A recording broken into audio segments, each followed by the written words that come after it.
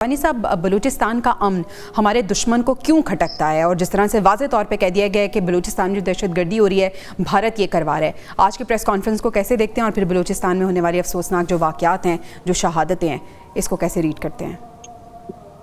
देखिए, जिस तरह जब इंडिया ने ऑपरेशन सिंदूर में जो नाकामी हुई है, उसके बाद ही लोगों को सबको अंदाजा हो गया था। हम तो तब से लिख रहे थे कि अगला वार उसको प्रॉक्सी वार का ही होगा, क्योंकि जंग में तो उसने जो खुली जंग में हमला करने की कोशिश की, उससे पहले मिसाइल फेंके और फिर जहाजों को कोशिश की, वो उसमें तो उसे मुंह की खानी पड़ी, बहुत बुरी तरह हजीमत हुई। तो उसके बाद फिर होता यही है दुनिया में, हमने यही देखा है कि जहाँ पे मुल्क कमजोर पड़ता है या जहाँ पे वो, उसके बाद दूसरा फिर हर बार यही होता है कि प्रॉक्सी वार की। जो बलूचिस्तान में चूंकि कुछ मसाइल चल रहे थे पहले से ही, एक लो स्केल पे इंसर्जेंसी चल ही रही थी ना, तो उसको फिर वो जब चल रही थी उसमें भी यकीनन फंडिंग शामिल होगी।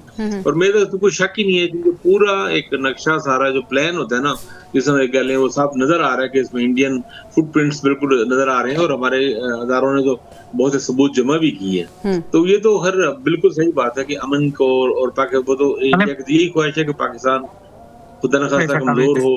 और जी जी जी ठीक है, आपने मेरे से बात की। जी खाकवानी साहब कंटिन्यू कीजिएगा।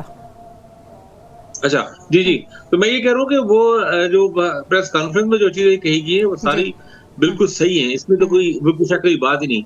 ये अलबत्ता है, मुझे महसूस होता है, मुझे लगता है कि हमें इसको कुचलने की खातिर, इन दहशतगर्दों को कुचलने की खातिर अपनी कोशिशों में मजीद हमें जोर लगाना पड़ेगा, हमें ज्यादा वसाइल और वक्फ करने पड़ेंगे, टेक्नोलॉजी की ज्यादा हमें सपोर्ट लेने की जरूरत है। और भारत अल्टीमेटली जब इस तरह के हमलों से कीमती जानें जाती हैं जवानों की, फोर्सेस के लोगों की, पुलिस के लोगों की, तो भारत उससे लोग डिमोरलाइज होते हैं और जिला इंतजामिया या जो लोकल इंतजामिया कमजोर होती है। तो उसके लिए मेरे ख्याल है हुकूमत को भी ज्यादा बजट भी देना चाहिए, वसाइल भी देने चाहिए, सूबाई हुकूमत को भी मिलना चाहिए, फेडरल को, सबको मिल के भारत दहशतगर्दों को खात्मा करना पड़ेगा, और कोई तरीका है नहीं। बिल्कुल सही, बिल्कुल सही। खाकवानी साहब, आखिर क्या ऐसी वजह है कि दुनिया अभी भी भारत के साथ खड़ी है? ये जो लोग गिरफ्तार हुए हैं, इन पर 3 बैनुल-अक़वामी जराइम पेशा गिरोहों से ताल्लुक़ रखने का इल्ज़ाम है, और ये अमरीकी महकमा इंसाफ कह रहा है।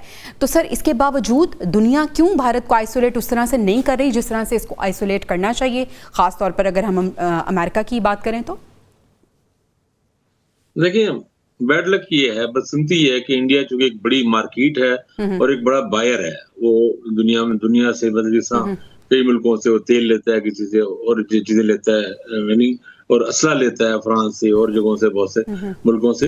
तो जाहिर बात है, मफादात का मामला है, तो उसमें ये मसले हैं, इसमें कोई शक नहीं। ये बात सही है कि ये बात महसूस होती है कि जब उनके सामने चीजें आ रही हैं, फिर ऐसा क्यों है।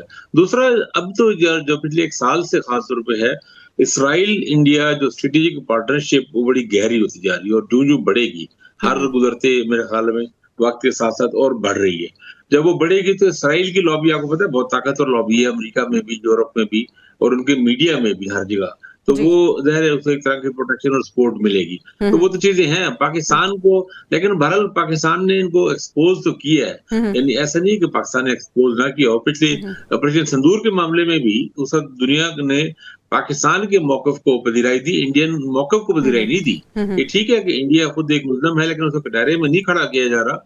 लेकिन ऐसा नहीं कि इंडिया जो इल्जाम लगा रहा है, झूठे इल्जाम लगा रहा है, उसको दुनिया उस पे भी दुनिया उसको भी अहमियत नहीं दे रही। यानी इंडियन जो मीडिया है, वहाँ भी ये चीज चलती रहती है, खासतौर पर अभी ये ईरान के जो सारे मामले, पाकिस्तान का जो रोल है, उसके बाद उनको ये एहसास है, वहाँ पे इंडियन एनालिस्टों को भी एहसास है कि हमारी बात उस तरह दुनिया में सुनी नहीं जा रही। तो ये एक बात है, पर हमें अपनी कोशिशें जारी रखनी चाहिए, और इस निज़ामी साहब ने कहा कि अपने असल मसाइल खुद हल करने चाहिए। बिल्कुल सही है। अब हमने करना क्या है, ये आदिल निज़ामी साहब के सामने सवाल रखते हैं।